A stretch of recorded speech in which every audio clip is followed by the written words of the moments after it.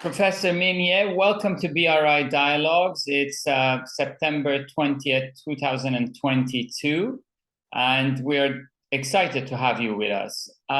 2023 will be 10 years of the anniversary of BRI and the Belt Road Initiative. Being an expert on the subject matter, how does this birthday cake look like after 10 years? What is the net accomplishment and assessment from your optics, looking at a decade long of BRI when you take a rear mirror view? Mm-hmm. Yeah, so thanks to Anush and Ali for the invitation and the organization and BRI Dialogues. I'm glad to be part of it. So in my opinion, I started to research on BRI very early on. And it was a part of my research on China's domestic politics and foreign policy. And literally in 2012, right, China had so much trouble regionally, globally, and in its own domestic economy. And the worst challenge for the government at the time, so I was doing field research, was this very deep sense of fragmentation and indecision. So you have well-experienced, well-thought experts in economy, international economy, regionalism, and global geopolitics. They know what's going on and they have ideas how to do it, but it's just no one can make others comply, right? So it's such a deep sense of indecision and lack of leadership in 2012. And as lacking decision and lacking leadership perpetuates and makes the sense of crisis and challenge even graver. So I'll just summarize that there were three major pressure or crises or challenges facing China at that time. One was geopolitical crisis in the maritime Asia, in particular as the US administration largely saw China as a big competitor. And so their policies of using regional rebalancing, pivot to Asia, and economic grouping, the Trans-Pacific Partnership, was very successful. In fact, it rallied regional economies and countries to formulate a very strong maritime pressure against China. And then in the diplomatic arena in particular, China's relationship with its neighbors was very, very difficult. And that, of course, was due to China's successful major industrialization before 2012. And so it has a lot of problems in the neighborhood. So, and the most important was really internal economic overcapacity. Again, I think it's kind of crisis or success because China was so successful in overcoming the 2008 global financial crisis. It industrialized too much, and it invested and built infrastructure too much. Right? So it has massive overcapacity issues.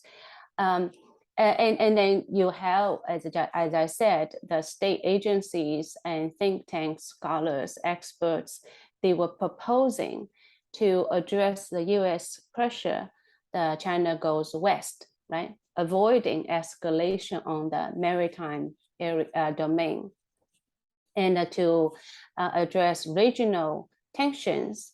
It's the mutual connectivity or infrastructure diplomacy, right? Building infrastructure easing bilateral political relationship and overcapacity issues, in particular the economic technocrats and very famous Chinese economist Justin Lin Yifu was proposing Chinese Marshall Plan. Right? So those were relatively well accepted ideas and practices, but lacking leadership, lacking cohesive messaging.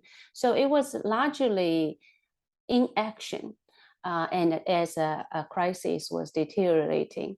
So in that 18 months or so, then we have President Xi Jinping came out and made a speech on the Silk Road economic belt.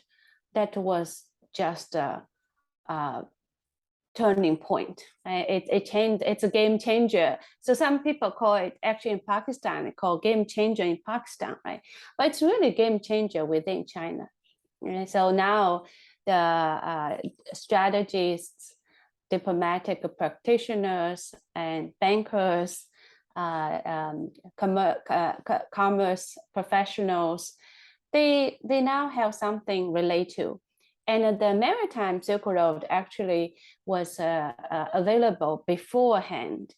And now as President Xi Jinping was visiting Indonesia, and that Maritime Silk Road was incorporated in his speech there. Right? So I think, and of course, when they were just, the two announcements came out in China, the elites were both excited, but also very contentious. Everyone interpret differently, right? And then in general, as a seasoned Chinese scholars, they would know once a thing became too big a good deal, it almost always went excesses. Right? So there were actually a lot of critical voices as well. People were worried about this would go out of hand and to the detriment of Chinese interests. But up until 2015, it was still very debated in Beijing. Like people in general liked this new term, the new trend, but was very debated. And outside China, there was you guys perhaps know that was more criticism or skepticism. Let's put this way. They didn't see the value, and there was no precise content, guidelines, and funding. Right? People like to see where's the money. And before 2015, there was just a lot of rhetoric than substance. But after 2015, the BRI came to form. Right? So we now know infrastructure was a key part, but it also includes other connectivities, people to people, policy, and trade, investment. So there are 5 connectivities. And then as I think the leadership perhaps had even recognized the more significance from this initiative, because the external response in the region was very positive. So in Pakistan, in Southeast Asia, in Kazakhstan, so it just rolled out very, very quickly.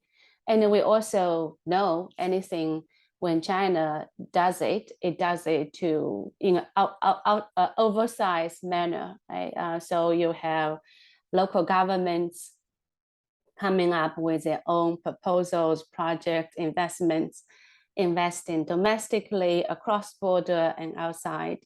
You have state-owned companies, and then even private companies are utilizing this BRI to pursue their pre-existing projects.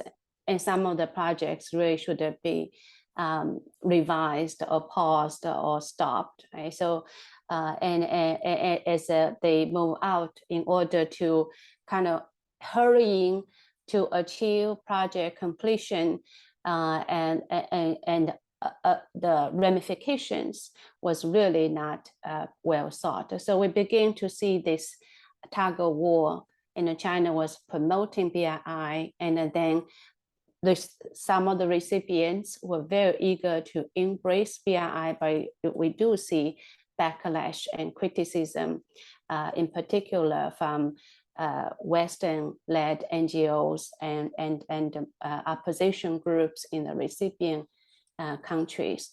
But overall, if now we move forward to the 10 years mark, so where would it be the criteria for assessment? Right? So I think BRI achieved its initial driver, that is cohere the Chinese political economic actors on a more robust international and domestic strategy. And it does resolve a lot of domestic economic capacity issues, right? Infrastructure and investment flows were actually doing progressing faster than the non-BRI relationship.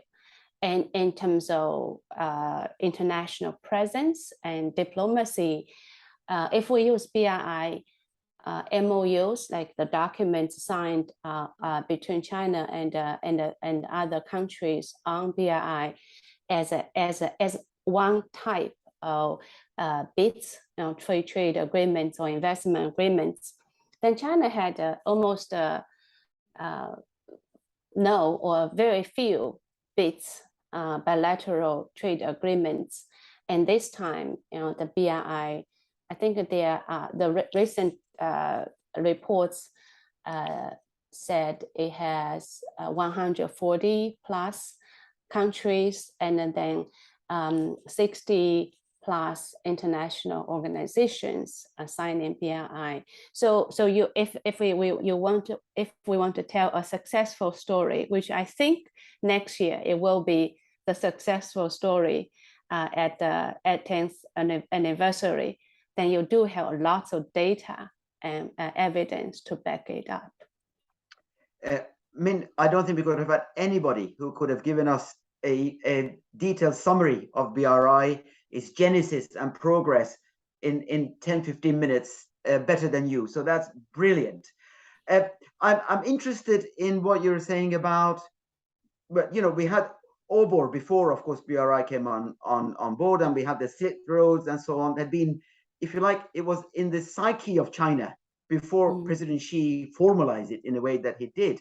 But he took one hell of a gamble, because no matter what the West says, China actually is very conservative with a small c in its external policies. And yet, as you alluded to it, President Xi took massive risk domestically and regionally in pushing through with the BRI. Well, as you said, the end result was not clear at that point, but he has intensified China's interdependence.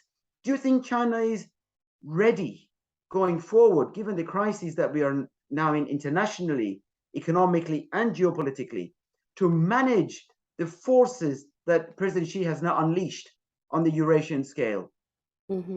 So that's an excellent point.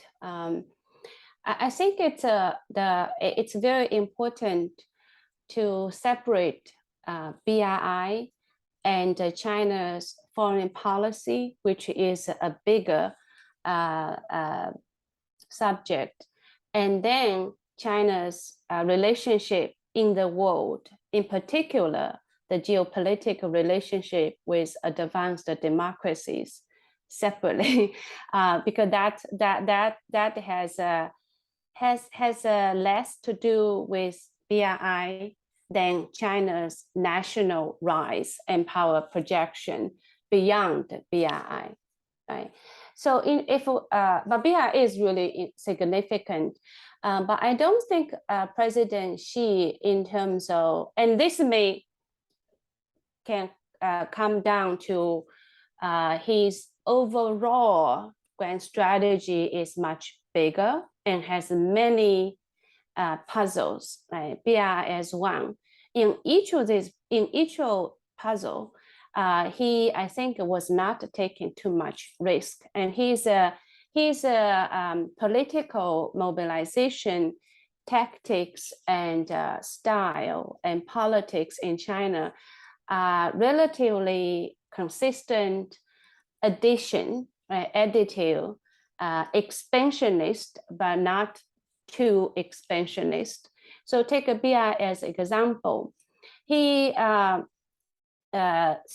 promoted the BRI to domestic audience, like ministerial leaders, which is really the ruling base of the CCP, right? The rule, that's like provincial leaders, party leaderships, and largest companies, private and domestic, right?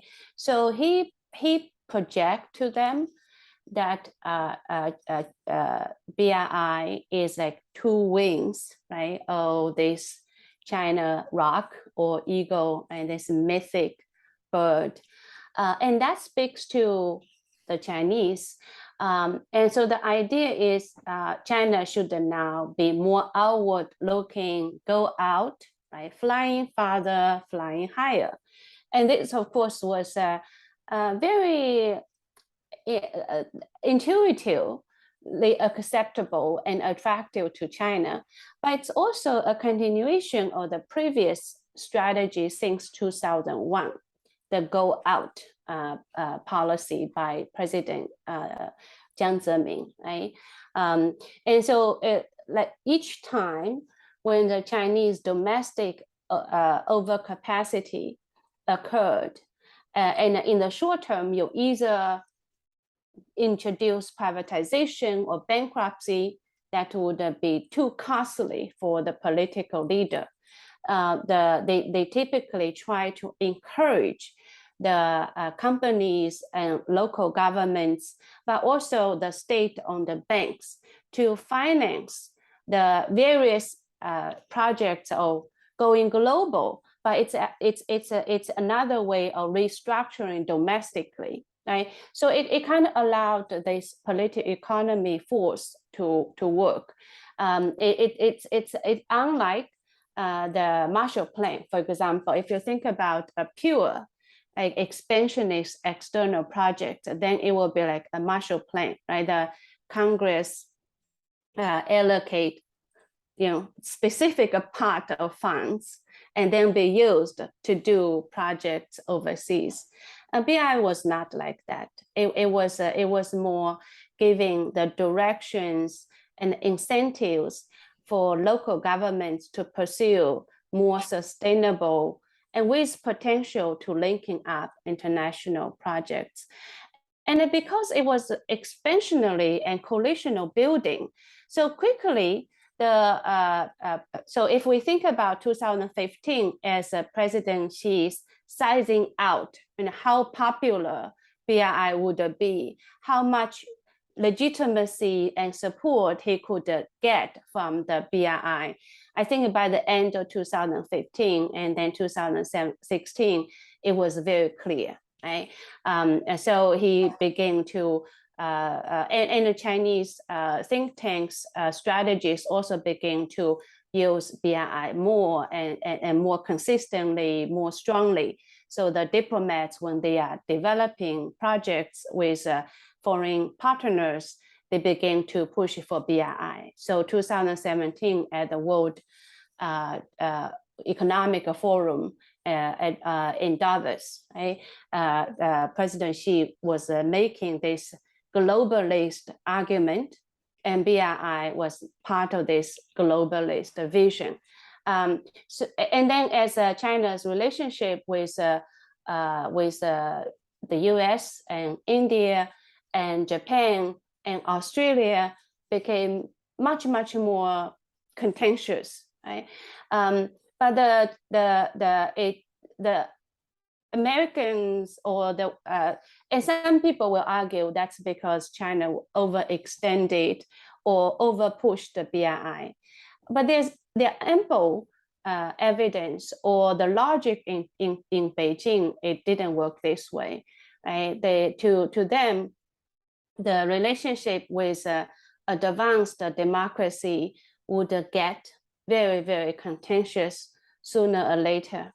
As long as China overcame its crisis and came out successfully, then the advanced democracies would rally against China.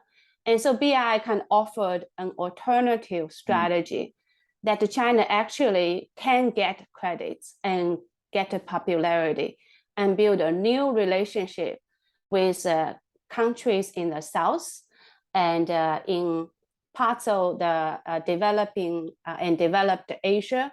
Right? So over time, actually, as one anonymous, I wouldn't name, experts told me, because China's overall foreign policy appeared so troubling. So BRI was one spotlight, right? It's the bright light that they can showcase. So that's, I think, in 2019, although BRI's rhetoric became milder and more moderate in terms of what they want to achieve globally, but as China's foreign policy strategy, it actually became more strategic and more systematic and more accepted at the very top. I mean, that was fantastic. You have in the past touched on eloquently about, and even today on our call, about the fragmented state as a theoretical background. And that, three-pillar alignment between, the political leadership, the national bureaucracy, and government's economic arm and the state-owned enterprises. And BRI is coming of age 10 years now. And you used the words criticism and skepticism. BRI has accomplished a lot. For those who study it closely, yes, there have been some mishaps in the early years, but there's a lot to showing and demonstrating and changing Global South.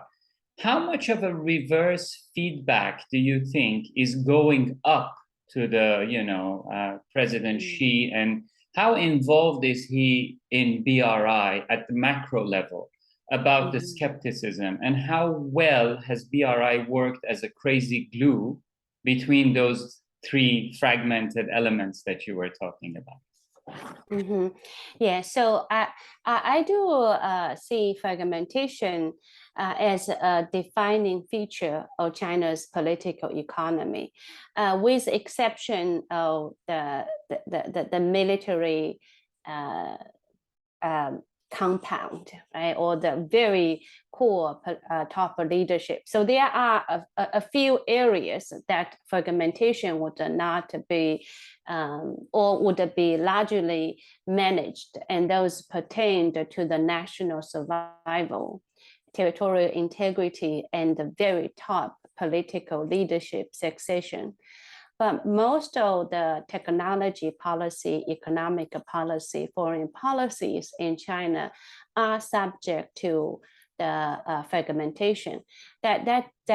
That's again, one of my article kind of talks about institutional roots, right? Because the mutual accountability, the check and balances between the state as an organ and then party as a power relationship, and that fragmentation is almost impossible to resolve and not intended to resolve, because you don't want to have a one voice, a huge state agency in Beijing. Right? That's even, I mean, it's already a one-party system, and you want this one-party system to speak the same thing, do the same thing. That's even more dangerous, ineffective than a fragmented system.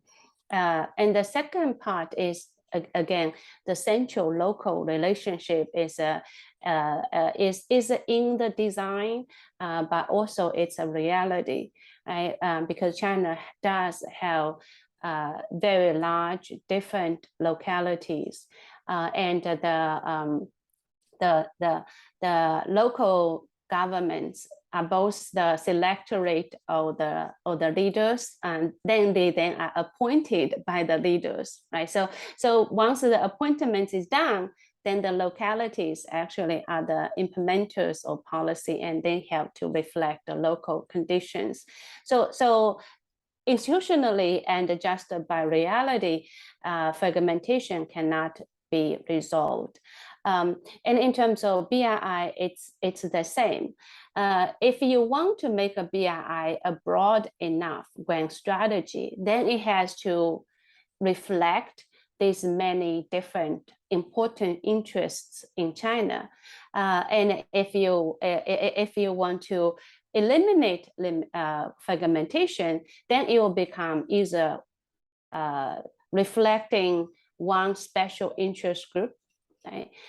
Or not doing much at all, because you think about BRI as doing infrastructure, but infrastructure requires so many actors.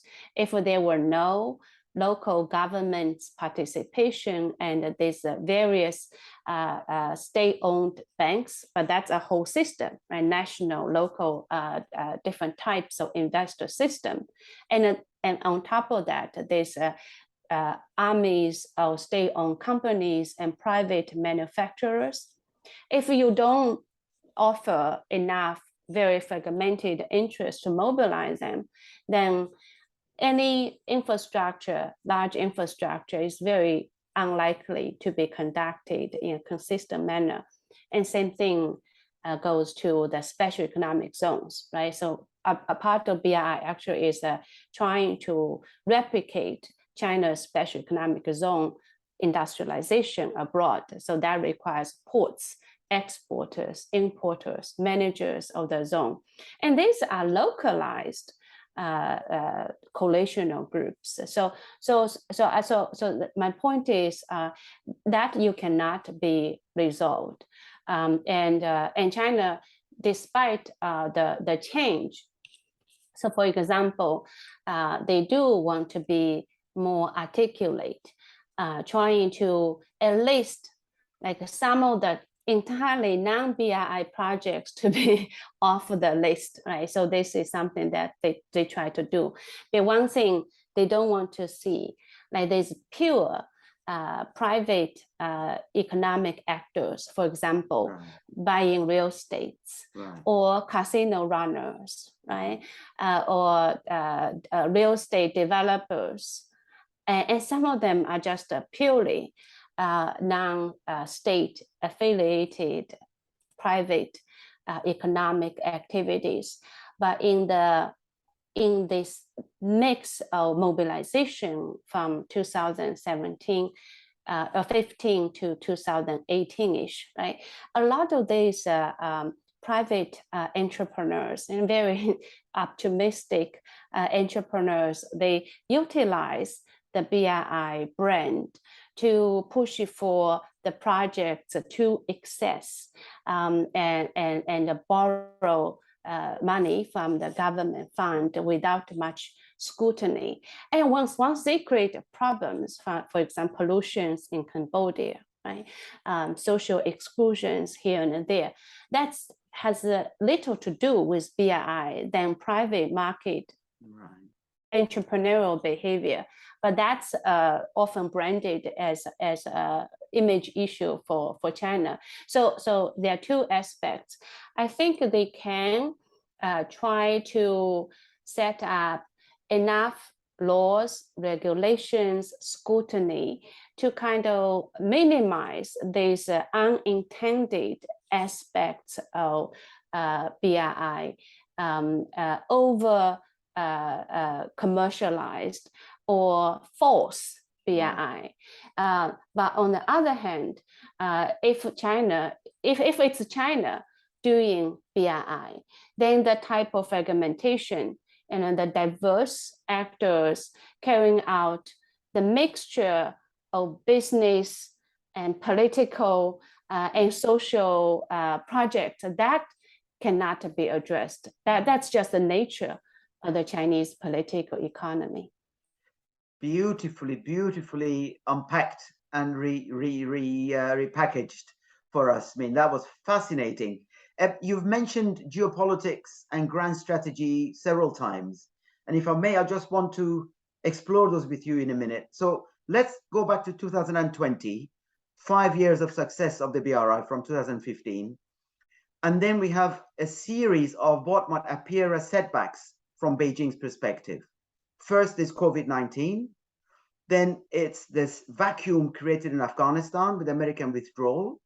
And to top it all, Putin invades Ukraine, which was supposed to be the end of the BRI coming into the European Union environment. So all three apparently are big obstacles now erected in front of the westward movement from Beijing's perspective. First, how do you think these crises were perceived in China? And secondly, how has China managed them? Some of them are still ongoing, of course. Afghanistan is still in crisis. Putin has not withdrawn from Ukraine, and Central Asia is tense, as we saw just recently from the Shanghai Cooperation Organization meeting in Uzbekistan, that these tensions are really real, and they will inevitably impact, right, China's thinking. How do you see these forces playing out? And to add to that, the local lockdown's still going on as well, Min, you know? Yeah. So these are really good observations. So this again echoes my argument that when things go wrong with China, it's not because BRI was ill-conceived or fundamentally faulty. It's there are major shocks, right? That's not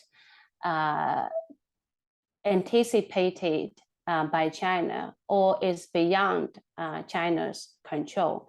So, for example, COVID really undermines BRI significantly, because BRI is any infrastructure globalization, right? Free trade organization, special economic zones, all those really go against the COVID pandemic. So that, but specifically there are two impacts. One is financial. So the Chinese, like other countries, suffered resources. Right now, we talked about, although the national revenue in Beijing was a bigger part in incentivizing funds, right? So China did have this designated foreign aid and foreign funds that did not really suffer from BRI, but BRI went beyond these national funds. It's really a lot of commercial investments from local governments and locally embedded companies and banks, right? And they had to deal with a domestic crisis much more strongly. So this is one. The other side of the financial challenge is the recipients, because BRI is not alone, right? Or it's not a grant. It's a government-led infrastructure development projects. It requires the recipient governments be able to borrow and to shoulder part of the costs, right? And then the related to this economic challenge is that you need personnel to construct, to manage the project. So it's inevitable delay, inevitable default in many cases, and definitely pause most of projects. But the other side of the challenge is really diplomatic, because China was seen as a very positive, respected force in the BRI, that despite the Western critics and Western media capture, actually most of developing countries, they viewed China's entry through BRI being positive, a game changer, a potential game changer. But then China inevitably would be seen as a cause of the pandemic, right? This a global pandemic did occur in China. And because of globalization, because of the nature of the virus, it spread it out so terribly, right? And then you have the geopolitical competition amplifying this anti-China sentiments. So it's popular and diplomatic resistance to China is just fierce. And then the vaccine diplomacy eased some of this opposition. So China did try to address this challenge by providing medical equipment and then vaccine. But in the delivery of those also is problematic, right? So a lot of the situations are problematic. So in any case, the COVID was a big challenge, but the Chinese was adapting to COVID as well. So changing to hard infrastructure to digital health soft infrastructure. Because of the Chinese state-owned companies, they have many global operations, so they could re-establishing supply chains actually relatively quickly compared to other countries. So even when China was under COVID threats, the kind of trading network they built has survived, because they could, like previously they may get the sourcing from Turkey and then they move to Ethiopia, right? So because it's all in this global supply and transportation networks within the Chinese system, so they actually could do it relatively easily. And so I think COVID impact on China's outbound investment flows was not fundamental, right? So as we can see, trade investment in BRI actually revived very quickly, but specific countries like Sri Lanka would a basket case, right? And countries that they were insolvent. So the bigger one is the Afghanistan. I think that's kind of, it presents both like when that happened, it kind of presented both a challenge but also kind of opportunity. And so the Chinese saw that there was a vacuum, and this was not an easy vacuum to fill, but there was opportunity for China to play a bigger part in Afghanistan. The war in Ukraine, now we know that's really damaging. So if you think about China's big land-based projects, the Pakistan, because of domestic trouble, and then it's other corridor going to Central Asia corridor, basically it stopped. And the Ukraine war, again, if the optimistic China view will say when Ukraine war ended, right? We don't know when. The post-war construction, you still need builders, constructors, supplies, materials, and infrastructure would be significantly needed in the reconstruction. So BRI will be, or China industry and construction will be very, very needed.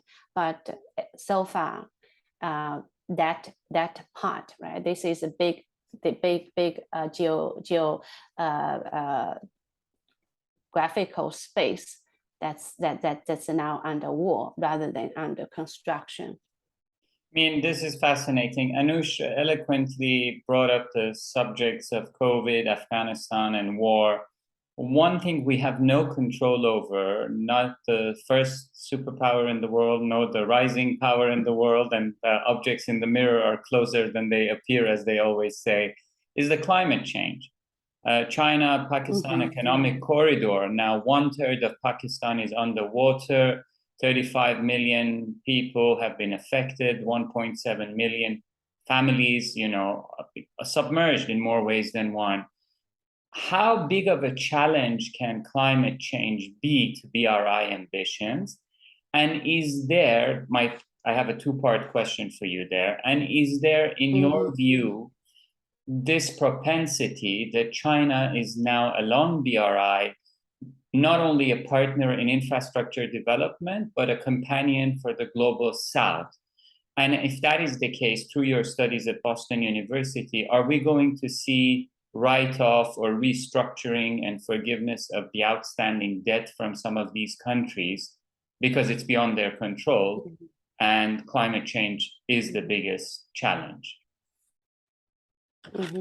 That's again, very challenging question. I don't have a very clean answer. So let's talk about climate first, and then the financial restructuring or the debt issue second. I'm no experts on either one of them. But I think from the Chinese political economy and BRI's perspective, how this may fit in the BRI story. Right? Number one is climate is perhaps is the gravest challenge facing all countries, including China. And China has this ambition to rise through climate global action. Right? I think if BRI was as a metaphor in mobilizing Chinese actors go farther, higher, then climate is really the climate technology, climate economy, and climate governance is an area that China sees that it can take on leadership. But we know it's hard because the geopolitical situation surrounding China is very tense, and so far in the world great powers, right, it looks like a climate ranked very, very low. Right? But China is still, and I have to do climate. So in the BRI, the AIIB already stopped financing all the coal-powered plants, and this, of course, bigger change, because in 2017 to 2019, in Pakistan and in China and the development world, they're still talking about the coal power plants made sense because it's more cheaper, and for the developing country, it's still more efficient coal than the existing coal plants, right? And that argument was still very popular from 2017 to 2019, right? So, but in starting to 2020, the discourse shifted altogether, and no more coal, because quickly the calculation was coal power plants, the life span they could enjoy was quickly shortened in this new climate accord. And so it doesn't make sense to do coal anymore. So AIIB stopped financing coal power plants sooner, but in general, China's BRI financing, it didn't ban, but BRI financing is a green financing, right? So now in the BRI negotiations with every single country, right, the clean energy projects would go further with more concessionary loans. But on the other hand, maybe because the clean energy projects are smaller, right? So we don't know whether it's this materialistic driven cause or it's ideological driven, belief driven change. But what we can observe is that BRI financing, BRI projects now really have climate and green technology at its center. This also goes to related to the debt financing. So for the least developed countries, China does debt forgiveness, right? So our Boston, our Global Development Policy Center, the GDP Center, recently just published a report on the debt forgiveness to African countries. But China is, in general, is not a believer in debt forgiveness. They are, in general, prefer debt restructuring. Right? Restructuring, in the sense, is they try to convert some of these dirty, right, projects into clean projects, and change the materials and supplies for coal power plants with clean energy technology.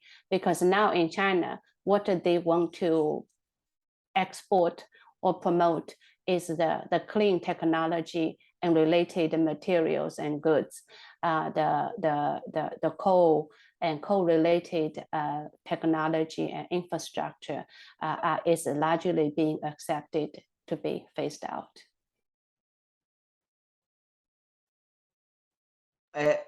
I'm very conscious that we are constantly pushing the boundaries of discussion with you, Min, and yet you're rising to the challenge admirably. I would love to explore some of these issues further with you, but I'll reduce my passions to just one continuing question, and that is, again, at the very beginning you alluded to this, the geopolitical environment that China is facing. Taiwan, of course, has become a hot spot, but apart from that, you know, the Quad, this Australia, UK, US partnership, this new Pacific partnership that China has got one leg in and one leg out of, all of these kind of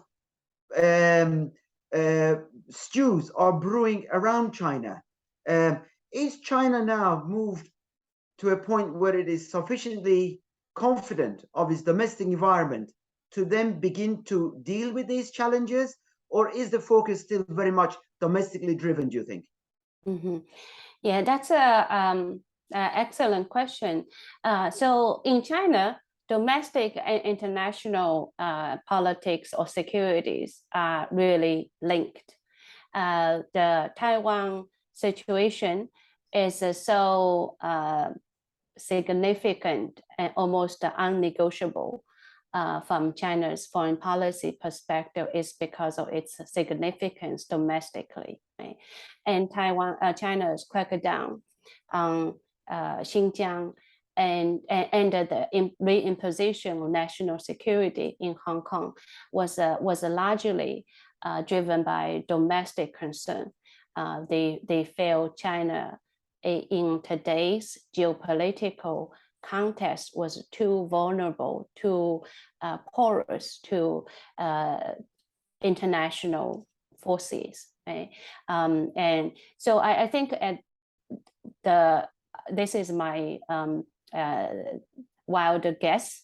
The COVID restriction, for example, I think it's more about domestic control and trying to shore up Chinese insulation while it's dealing with enormous external pressure. And I think the medical science may indicate different solution, but from the political logic, they still see this as delivering more political benefits than economic cost. Right?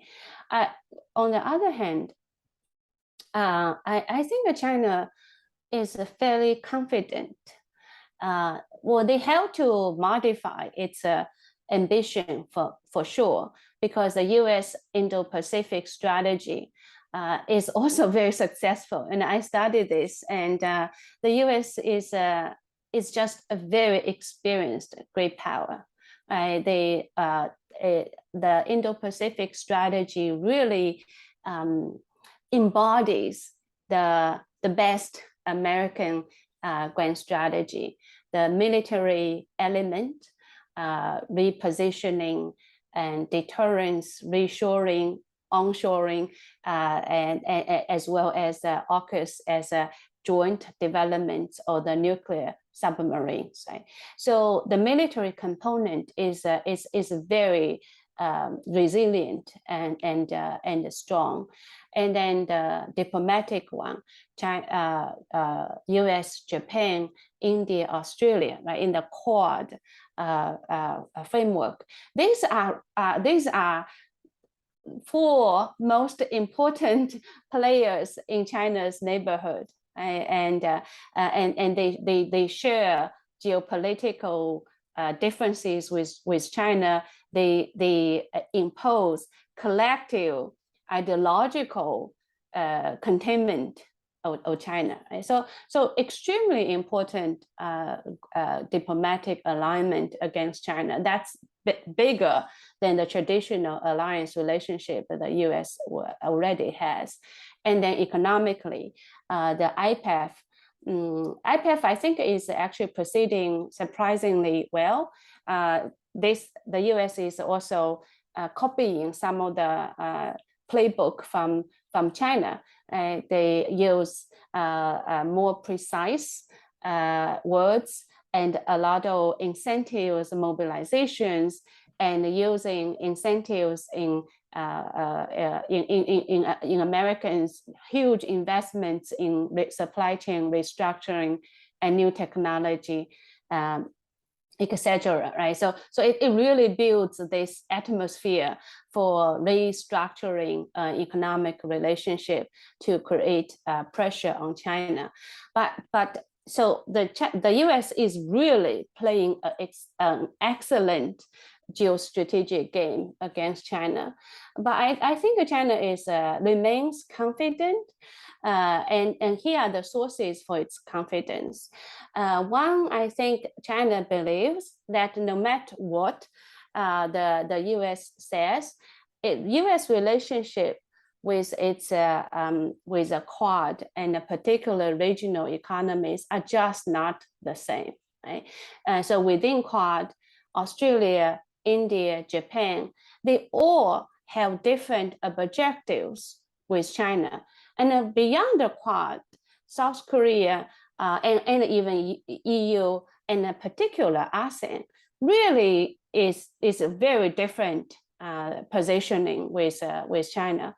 And on top of that, China believes its ties with a larger global South is much, much more robust than Americans, right? So China's relationship with Latin America, Africa, Central Asia, Middle East are all developing significantly. So they feel at the global level, BRI can create global governance initiatives, discourses, arenas to delegitimize Americans or America-led advanced democracies.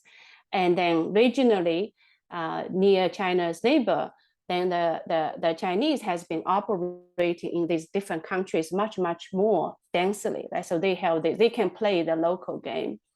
And so I think that China remains confident. So that's more, I guess that's both more optimistic in the sense is that then now neither competing powers are in any panicking mode, but it's also optimistic as neither of them are willing to concede in any sensible way. So they neither want to compromise. So we'll see this very tense competition to go on. Minya, that brings our conversation to a very nice, sadly, conclusion, because this could have go on for another hour or two, and we hope to have you back on BRI Dialogues. But I always close our discussions with our guests and experts like yourself with two questions. From where Minya is sitting as a Chinese scholar and I would say an ardent examiner of BRI, sitting in Boston, looking at the world, what are your two pieces of advice to cinephobes and to cinephiles? If you were to leave each group with one piece of advice, what would that be, Minya?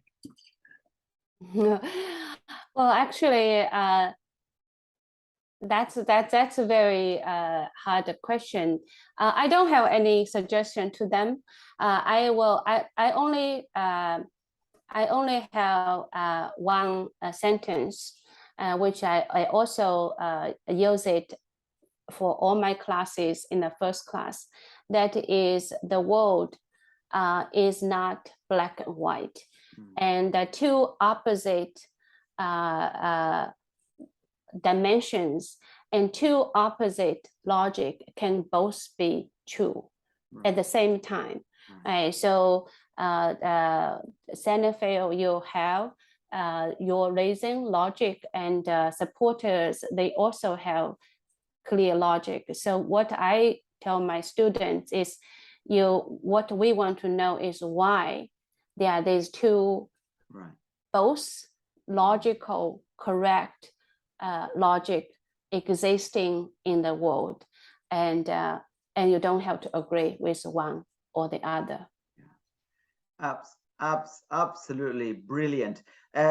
Professor Ye, you know, I've admired your work for some time, and it's a real pleasure to actually see you in person and stand here and listen to you, because of the way in which you articulate complex issues so precisely and clearly. I have to say, I'm really envious of both your students and also the research team with which you work, because they are very fortunate to have someone of your insight and foresight to be working with them. So a message for your students: appreciate Professor Ye and go to all her classes. Do not miss a moment of time that you have with her. I have learned a huge amount from you, and the way in which you address these range of very complex issues with clarity and insight. So I'm really grateful to you for having joined BRI Dialogues, and I'm really glad that after 20 episodes, we have finally focused from beginning to end on the BRI as a reality in ways that you have developed the argument and unpacked it. So I'm really, really grateful to you from bottom of my heart. Absolutely brilliant. Thank you. Thank you, Minye, for keeping us together for such an intriguing conversation, and we'll definitely have you back soon on BRI Dialogues. Thank you, and thank you guys, and best of luck in spite of everything. Yeah. Hey, yeah.